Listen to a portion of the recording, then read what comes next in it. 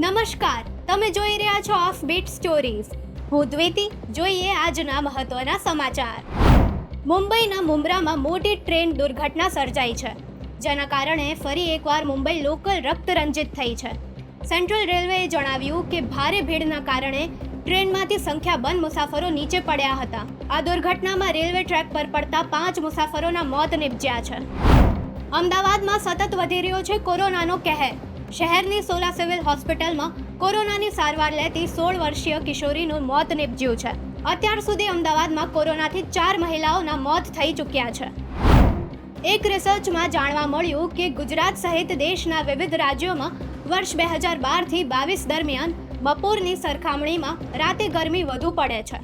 રાતના સમયે તાપમાન વધુ હોવાથી બપોરની ભીષણ ગરમી બાદ શરીર ઠંડુ પડી શકતું નથી.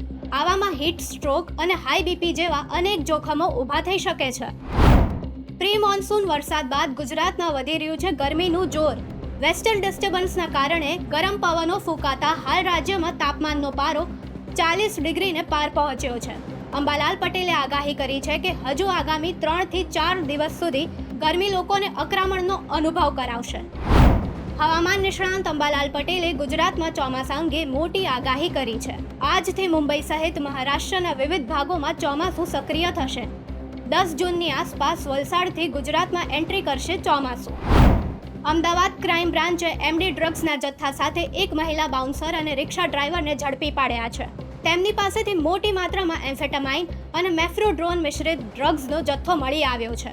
અમદાવાદ ક્રાઇમ બ્રાન્ચે આ મામલે આરોપી રમીઝ મોહમ્મદ, નસીર મોહમ્મદ, ઉસ્માન મિયા બેલીમ અને મહિલા બાઉન્સર સિરીન બાનુ મોહમ્મદ શરીફની અટકાયત કરવામાં આવી છે.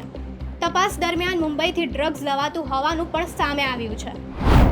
અમેરિકાના લોસ એન્જલિસમાં ફાટી નીકળેલી હિંસા બેકાબૂ બની છે.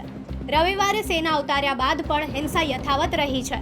ડિપોર્ટેશન રેડનો વિરોધ કરી રહેલા લોકો સમગ્ર લોસ એન્જલિસ શહેરમાં હિંસક દેખાવો કરી રહ્યા છે. બેવફા નીકળી ઇન્દોરવાળી સોનમ. શિલાંગમાં હનીમૂન પર ગયા બાદ પતિ રાજા રઘુવંશીને પતાવી દીધો. પછી ઘરવાળાને પોતે જ ફોન કરીને આ અંગે જાણકારી આપી.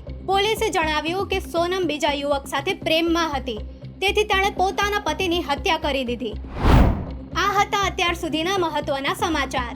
દેશ અને દુનિયાના બાકી સમાચાર માટે વિઝિટ કરો અમારી વેબસાઇટ www.offbeatstories.in અને ઓફબીટ સ્ટોરીઝને સોશિયલ મીડિયા પર ફોલો કરો.